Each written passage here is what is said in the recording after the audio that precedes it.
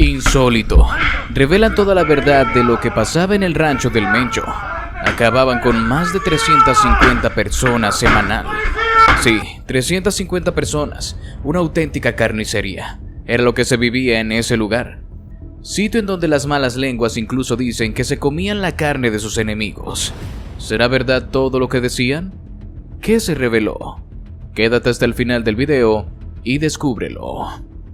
Los satélites espía, las intercepciones de comunicaciones y las infiltraciones dentro del cártel habían revelado la ubicación de otro sitio similar, pero esta vez era más grande, más fortificado, y según los informes estaba directamente bajo el control de Nemesio Oseguera Cervantes, alias El Mencho, el líder del CJNG.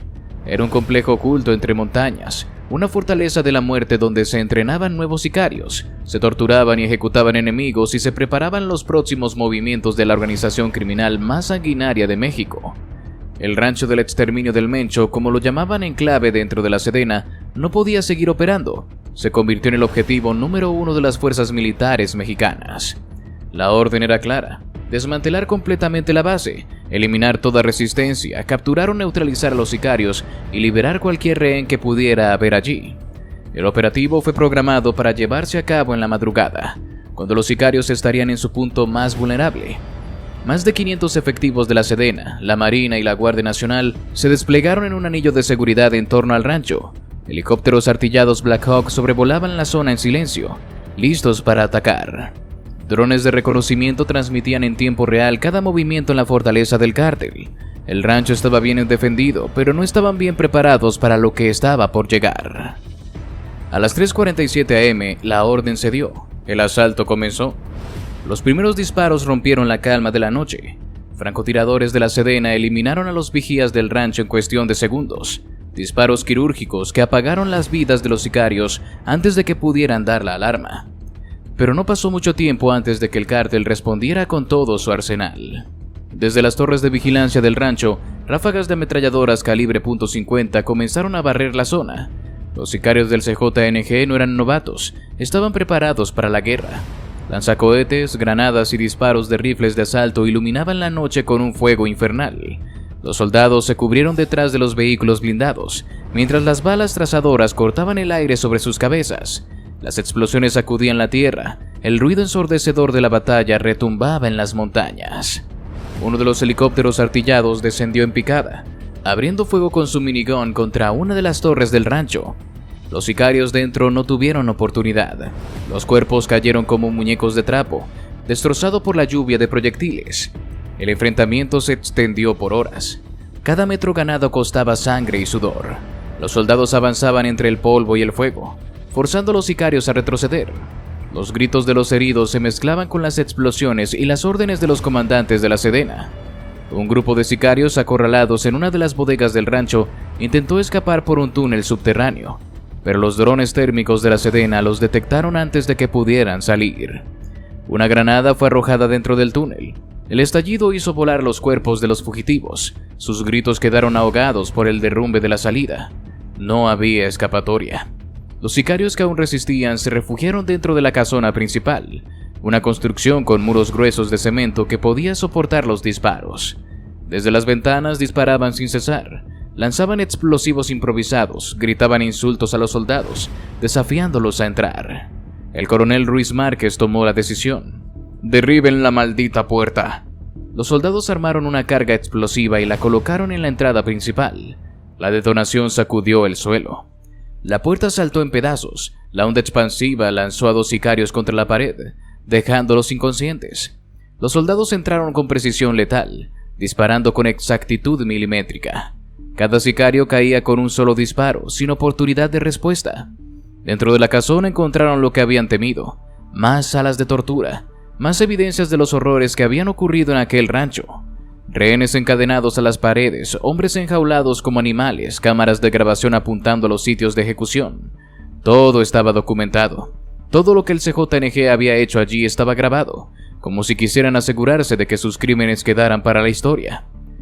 En una de las habitaciones encontraron un escritorio con un conjunto de papeles manchados de sangre, listas con nombres, fechas de ejecución, métodos de tortura. Uno de los soldados se quedó mirando una de las páginas durante varios segundos, sin poder apartar la mirada. Ejecución por ácido, desmembramiento en vivo, combate forzado a muerte. El soldado apretó los dientes, sintiendo un escalofrío recorrer su cuerpo. Estos cabrones no eran humanos. ¿Hasta dónde llegaría la maldad de estos hombres? El coronel Ruiz Márquez caminaba lentamente por los pasillos de la casona principal, con la mirada afilada, inspeccionando cada rincón.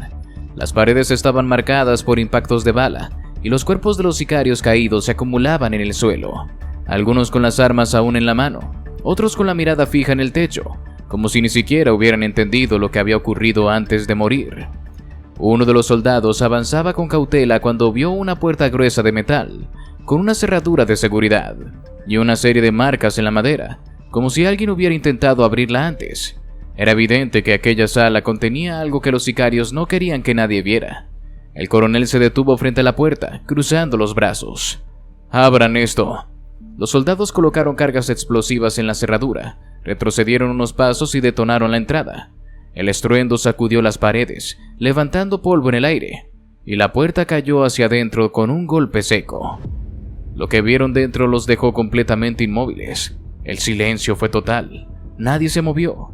Nadie pronunció una palabra. Dentro de la habitación había estanterías de acero, mesas cubiertas con plásticos y luces frías colgando del techo.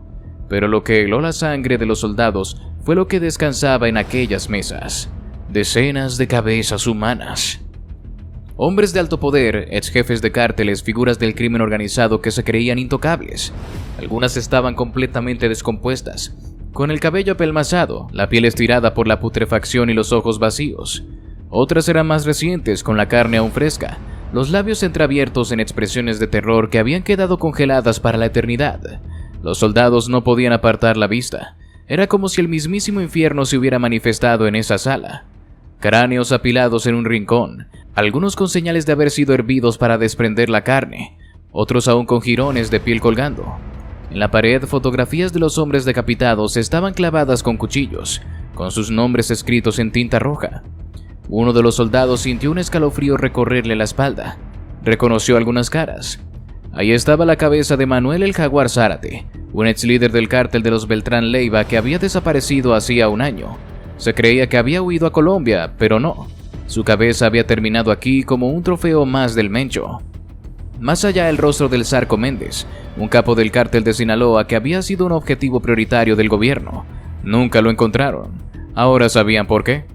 Y en el centro de la sala, sobre una mesa de acero, estaba la cabeza más impactante de todas. El coronel Ruiz Márquez se acercó lentamente, con la mirada fija en el rostro inmóvil.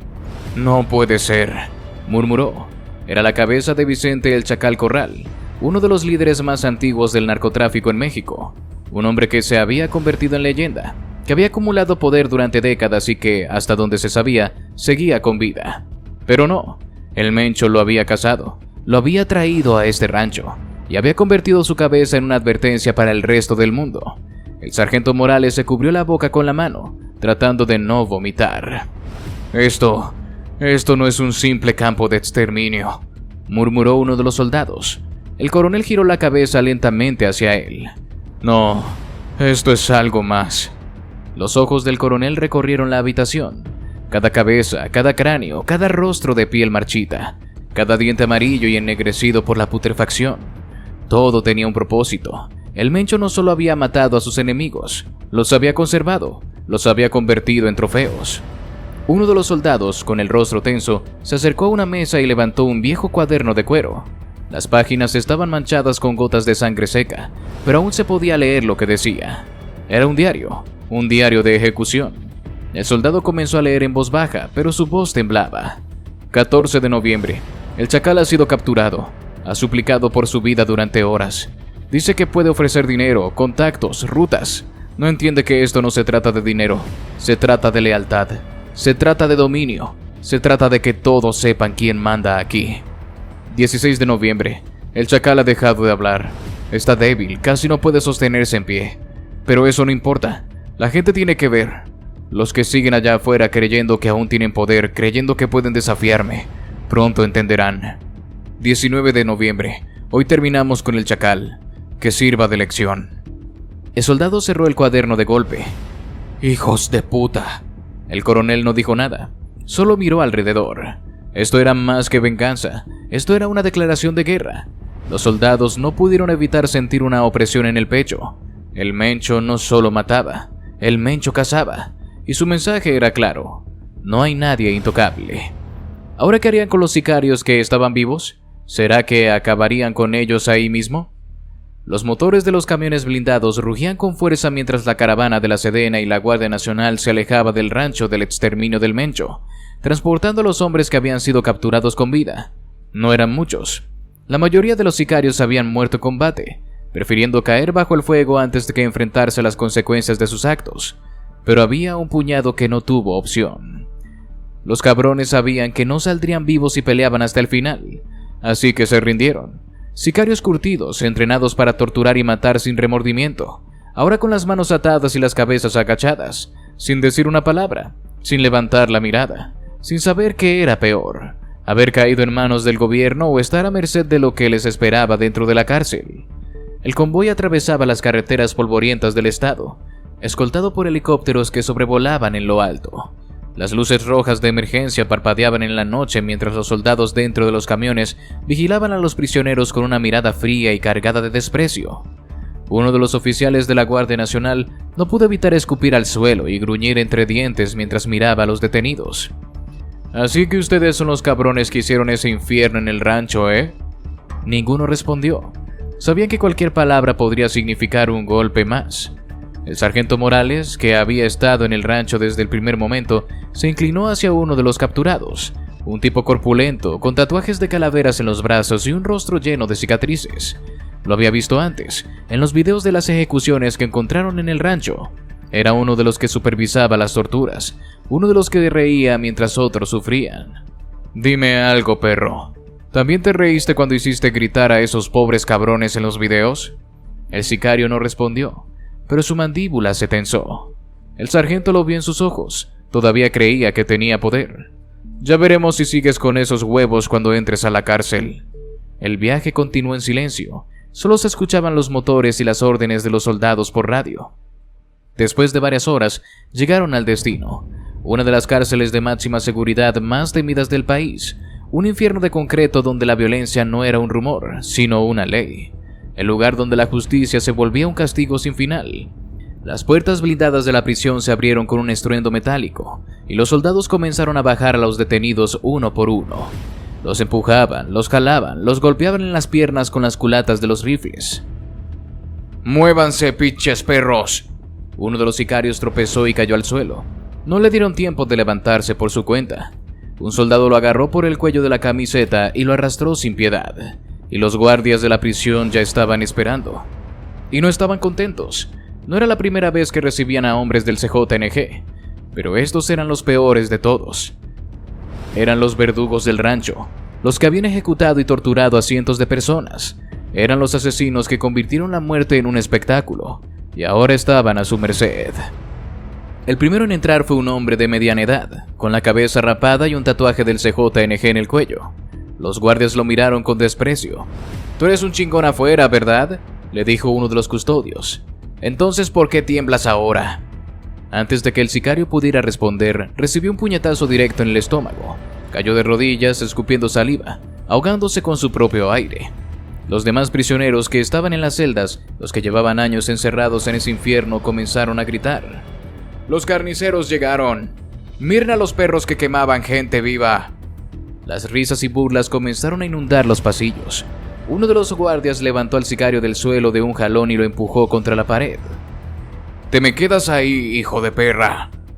Los demás fueron metidos a la fuerza, uno por uno, golpeados, escupidos, humillados. No hubo compasión. Algunos intentaron resistirse, pero fue peor para ellos. Un sicario de apenas 20 años, con un rostro pálido y el miedo reflejado en los ojos, fue el siguiente en caer. Uno de los guardias lo miró con asco. «¿Cuántos mataste, cabrón?». El joven no respondió. No quería hablar, pero el guardia no estaba de humor para el silencio. Le soltó un golpe en la boca que hizo que el sicario escupiera sangre y un diente al suelo. «¿Cuántos?». El silencio continuó. Otro golpe, esta vez en la nariz. Se escuchó un crack.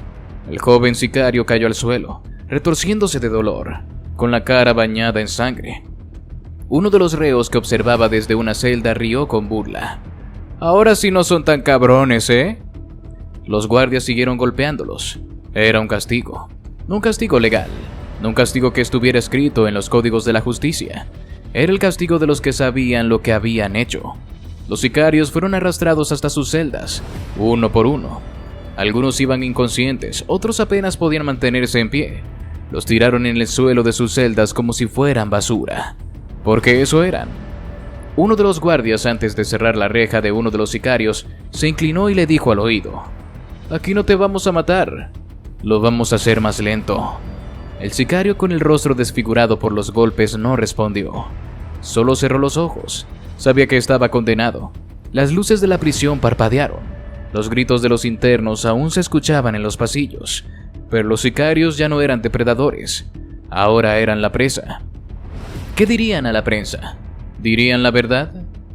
La prensa estaba abarrotada. Reporteros de todos los medios, tanto nacionales como internacionales, se habían congregado, esperando escuchar las declaraciones del coronel Ruiz Márquez, el hombre que había dirigido la operación. Sabían que lo que iba a decir no solo era una actualización del operativo, sino una declaración de guerra. El coronel no había dormido en días, desde que pusieron un pie en aquel rancho infernal, desde que encontraron los cuerpos, los videos, las cabezas de los jefes rivales, las fosas clandestinas y las salas de tortura. No había podido descansar. Ahora estaba ahí, con la mirada dura, el rostro marcado por el cansancio, pero con la determinación intacta. Cuando apareció en el podio, las cámaras y los flashes iluminaron la sala, capturando cada segundo del momento en que el hombre que lideró la ofensiva contra el Mencho iba a hablar. No saludó, no era necesario. Se apoyó con ambas manos sobre la mesa y miró a los periodistas uno por uno, con la expresión de un hombre que había visto el peor rostro del infierno y no estaba dispuesto a permitir que siguiera existiendo. El operativo en el rancho de exterminio del Mencho se llevó a cabo con éxito. Su voz era firme, sin rastro de vacilación. Neutralizamos a la resistencia armada y capturamos a varios sicarios con vida, los cuales han sido trasladados a un penal de máxima seguridad. Algunas manos se alzaron de inmediato en señal de preguntas, pero el coronel levantó una mano, indicando que aún no había terminado. Pero esto no fue solo una incursión militar. Se inclinó un poco más hacia el micrófono. Lo que encontramos en ese rancho nos mostró algo que va más allá del narcotráfico. Hizo una pausa. El silencio en la sala era absoluto. Encontramos evidencia de crímenes que no pueden ser calificados de otra forma más que como actos de terrorismo. Las cámaras se enfocaron en su rostro. La palabra había sido pronunciada. Terrorismo. Eso cambiaba todo. Este rancho no solo era un punto de operaciones del Cártel Jalisco Nueva Generación, no solo era un sitio de tortura y exterminio, era un mensaje. Las imágenes del rancho comenzaron a aparecer en las pantallas detrás de él. Los periodistas hicieron muecas de horror al ver las cabezas de los jefes criminales que habían sido eliminados y conservados como trofeos. Las fotografías de los cuerpos mutilados, de los hornos de cremación, de las celdas donde mantenían prisioneros a quienes no servían más, de las libretas donde registraban cada ejecución con detalles sádicos, quedaron grabadas en la mente de todos los presentes. El coronel no apartó la mirada de la multitud. El Mencho no está dirigiendo solo un cártel de drogas. Dejó que la frase resonara por la sala. Está dirigiendo una organización terrorista que ha institucionalizado el asesinato y la desaparición de personas en México. Los murmullos de los periodistas comenzaron a crecer, pero nadie interrumpió. Las cabezas que encontramos no eran solo trofeos, eran mensajes para los enemigos del Mencho, para sus propios aliados que se atrevieran a traicionarlo, para cualquier gobierno que intente desafiarlo. Cerró los puños sobre la mesa, su expresión endurecida. Y yo les digo algo hoy. Volvió a recorrer la sala con la mirada. No importa cuánto nos cueste, no importa cuánto tiempo lleve. Respiró hondo. Vamos a acabar con el Mencho. La sala se estremeció. Las palabras fueron una sentencia. No vamos a permitir que este hombre siga operando con impunidad. Uno de los periodistas, con el rostro visiblemente alterado por lo que acababa de escuchar, levantó la voz. ¿Está declarando que la Sedena y el gobierno de México van a iniciar una cacería abierta contra Nemesio Ceguera Cervantes? El coronel no dudó en ni un instante. Eso es exactamente lo que estoy diciendo. Más murmullos, más cámaras enfocándose en él. La cacería ha comenzado. Su voz era fría. sin titubeos. Este hombre ha cometido crímenes que van más allá de lo que el mundo ha visto en México. Ha creado un sistema de exterminio, ha destruido comunidades enteras, ha convertido la tortura en un acto cotidiano dentro de su organización y ha llevado a esto a un punto en el que el Estado mexicano no puede hacer otra cosa más que erradicarlo. Vamos a ir por él. Los periodistas comenzaron a bombardearlo con preguntas. ¿Hay coordinación con agencias internacionales para capturarlo? ¿Qué riesgo corre el país con esta operación? ¿Qué tan grande es la infraestructura del Mencho en comparación con otros cárteles? El coronel levantó una mano. Sabemos que no será fácil. La voz le pesaba. Pero este es un compromiso del gobierno. Las pantallas detrás de él volvieron a mostrar las imágenes del rancho. No podemos seguir permitiendo que este hombre tenga el control de la muerte en este país. Se enderezó. Y les prometo algo. Su mirada se endureció. Vamos a cazar al Mencho. Los periodistas guardaron silencio. Nadie se atrevió a interrumpir la mirada del hombre que acababa de declarar la mayor ofensiva contra el crimen organizado en la historia reciente de México. Y así llegamos al final de este video. Si te gustó, te invito a que nos des tu me gusta para seguir haciendo más videos como este. Además de que no olvides suscribirte y activar la campanita para que no te pierdas ninguno de nuestros nuevos videos. Te deseo un gran día. Hasta la próxima.